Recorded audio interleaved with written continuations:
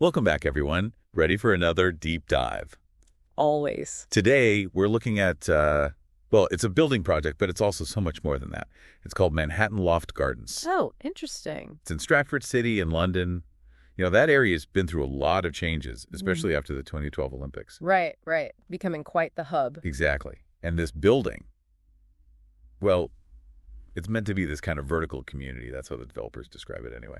A community in the sky. I've heard that phrase before. Yeah, a lot of high-rises try to claim that kind of thing. But we've got some pretty in-depth sources here to see how they actually tried to pull it off.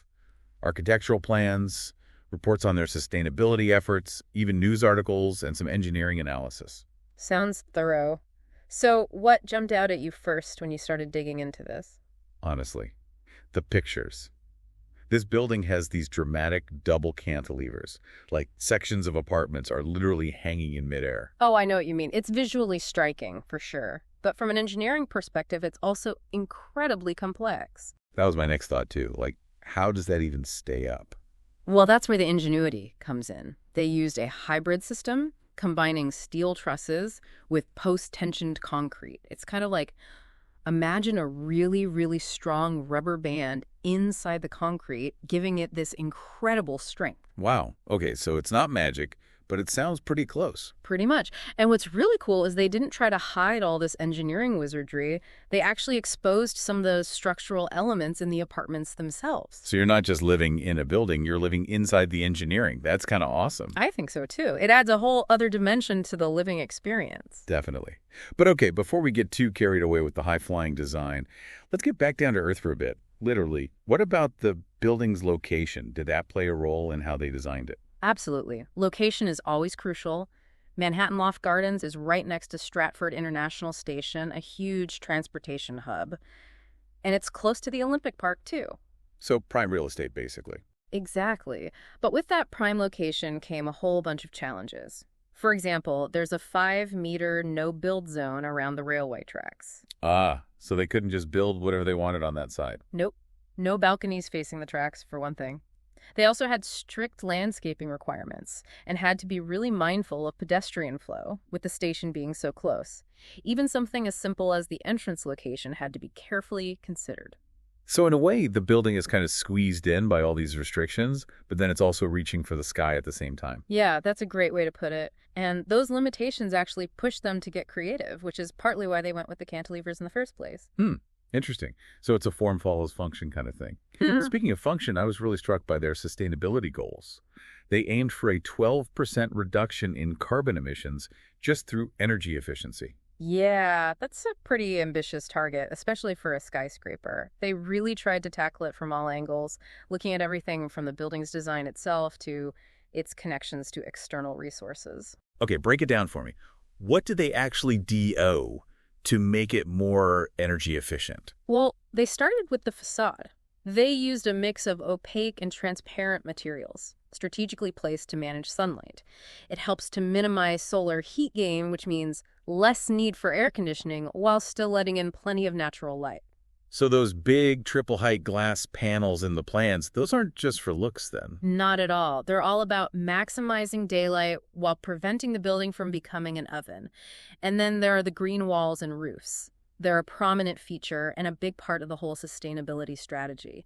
They help to regulate the temperature, too. I love that. It's Yep. like they brought a little bit of nature right into the heart of the city. Yeah, and they combat the urban heat island effect, which basically means they help keep the building and even the surrounding area cooler. Very cool, literally. I also noticed they connected to the Coffley District heating network. What's that all about? Right, so instead of having individual boilers in each apartment, they get their heating from this external network, which is much more efficient. Makes sense. Sharing resources instead of everyone going it alone. Exactly. And then there are those photovoltaic modules we saw in the plans. Those are solar panels, basically. They're on the roof and even integrated into the bicycle canopy. Nice. Generating some of their own energy right there on site. Yep, trying to reduce their reliance on fossil fuels as much as possible. Although, to be fair, the solar panels alone can't power the whole building. Sure, it's all about contributing to the solution, not being the only solution. It sounds like they really did try to pull out all the stops when it came to sustainability. They definitely aimed high. Although that's a good segue into some of the criticisms the project faced. Oh, Tell me more. Well, the Greater London Authority, the GLA, had some interesting points in their report. While they acknowledged the commitment to sustainability, they also questioned whether the chosen strategies were actually as effective as projected. So maybe not quite hitting those ambitious targets. Yeah, possibly. It seems like a case of good intentions, but maybe not quite hitting the mark in reality.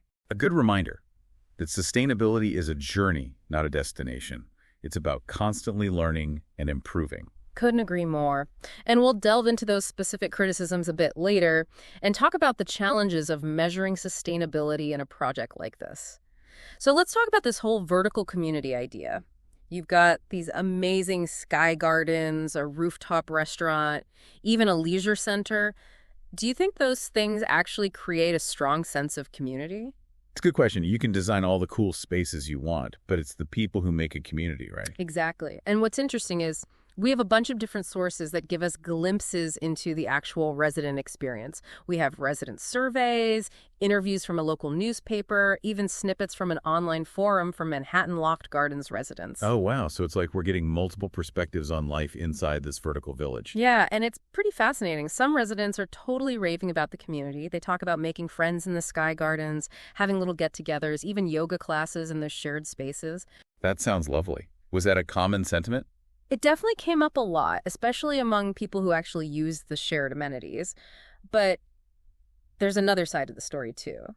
Some residents talked about feeling isolated, actually. They said it was hard to connect with their neighbors, what with the busy city life and all. So it seems like even with all these community-focused design elements, it's not a guaranteed success. Right. It's definitely more complicated than just having a cool rooftop garden.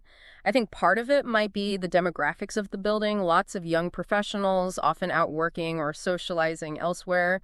So the building becomes more of a, well, almost like a fancy place to crowd. A home base, not a community hub. Yeah, something like that.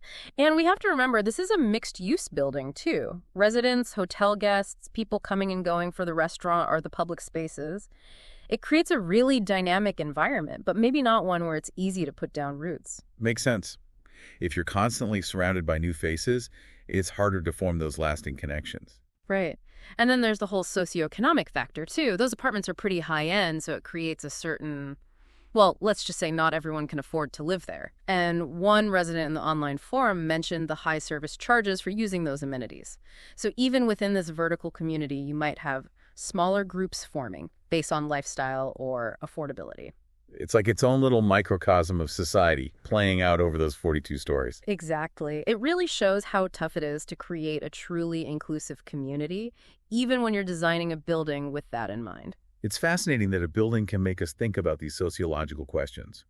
Were there any other themes that came up a lot in the resident accounts? One thing that popped up repeatedly was this feeling of security and even exclusivity. Lots of residents really appreciated the 24/7 concierge and the controlled access. It made them feel safe and gave them a sense of privacy. Well, given that it's right next to a major station, I can see why security would be a big concern. For sure. But that sense of exclusivity also had a downside for some residents. They felt kind of cut off from the surrounding neighborhood, like they were living in a bubble. Almost like an island in the city. Which makes you wonder, are these high-rises actually creating pockets of privilege that are disconnected from the rest of the community? That's a big question. It's something cities all over the world are struggling with as more and more people move into these high-rise developments. Right. It makes you think about the future of urban planning and whether those towers can ever really become integrated into a neighborhood. It's definitely a challenge. But, you know, one little detail that really stuck with me was the children's play area in one of the sky gardens. Oh, yeah. I noticed that too. It's like they were trying to make it appealing to families, not just young professionals. Exactly. But when you look at the resident survey data, families with young kids actually make up a pretty small percentage of the people living there. I wonder why that is. Maybe the cost. Or maybe people just aren't sure about raising kids in a high-rise. Probably a combination of things. It makes you wonder about the long-term viability of this whole vertical community idea. Will it adapt as the demographics change? Will it work for families with different needs? It's like a social experiment in progress. Yeah. Where those social dynamics shift as the building and the community matures. I guess we'll have to wait and see. But speaking of things that might change over time, we can't forget about that whole controversy with the view of St. Paul's Cathedral. Oh, yeah, that was a big deal. This building was accused of destroying a protected view, right? Yeah, that's right. London has this thing called the London View Management Framework, or LVMF. It's basically a set of rules to protect certain views of important landmarks. It's about preserving the city's visual history. So this building got in the way of one of those protected sightlines. Yep. A group called Friends of Richmond Park got pretty upset about it. They argued that Manhattan Loft Gardens messed up the view of St. Paul's Cathedral from King Henry's Mound in Richmond Park, and apparently that view's been around for over 300 years. Wow. So it's not just about the building itself, it's about how it fits into the historical context of the city. Exactly. The developers did make some design changes to try and lessen the impact, but it remained a point of contention. Friends of Richmond Park felt like they weren't properly consulted early enough in the process. So it became a battle of competing values, progress versus preservation. It's a classic dilemma, and one that gets even more complicated in a city like London, which is constantly evolving. For sure. It makes you wonder what compromises we're willing to make as our cities grow and change. It's a question we have to keep asking ourselves. But for now, let's bring it back to Manhattan Loft Gardens. We've talked about the community, the sustainability efforts, the controversy, but what about actually living in a place where you're so high up you can literally feel the building sway in the wind? That's a good point. It's not just about the visual impact. It's about the actual experience of living in a place like this. Right. And speaking of experience, did you know they installed an anemometer on the 42nd floor? An anemometer? Yeah. I think that measures wind speed, right? Yeah, exactly. And it's not just some fancy gadget. It actually has a really important purpose.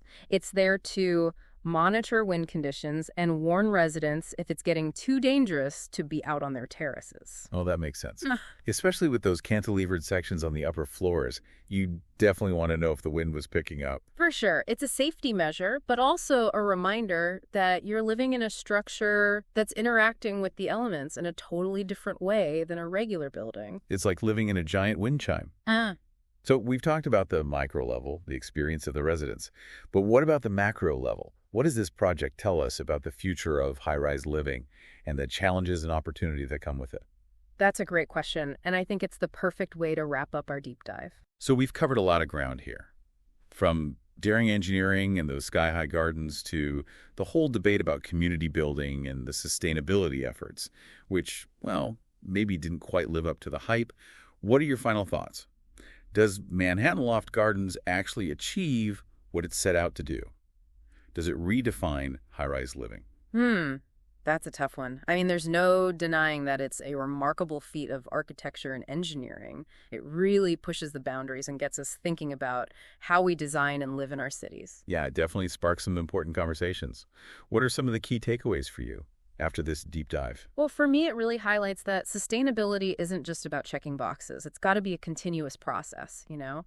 Thinking about the building's design, how it uses resources, even how the people living there behave, it all plays a part. It's not just about good intentions, it's about real results. Exactly. And I think that's where the need for ongoing monitoring comes in. You have to be willing to adapt and learn from what works and what doesn't. So Manhattan Loft Gardens is kind of a cautionary tale in a way. Maybe.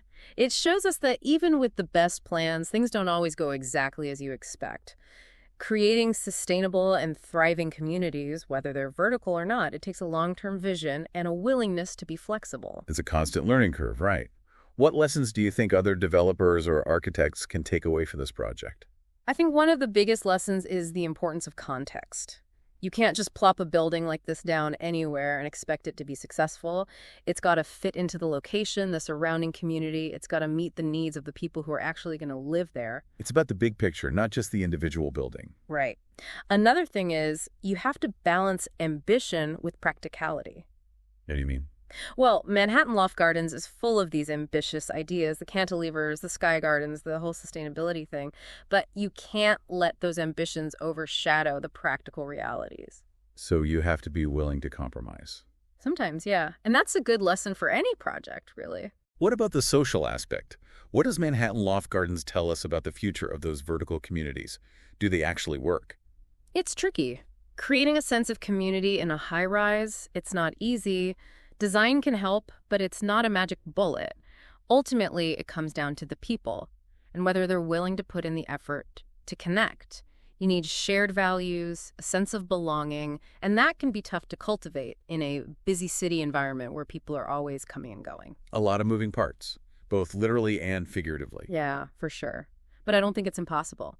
Manhattan Loft Gardens, with its amenities and its emphasis on shared spaces, it offers a kind of blueprint, a starting point for thinking about these things. So it's an ongoing experiment, really. We're still figuring out how to make those vertical communities work. Absolutely. And every new high-rise project is a chance to learn and do things better. So, to all our listeners out there, as we wrap up this deep dive into Manhattan Loft Gardens, we'll leave you with this thought. What's your vision for the future of high-rise living?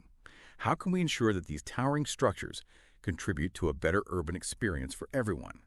Think about it, and until next time, happy deep diving.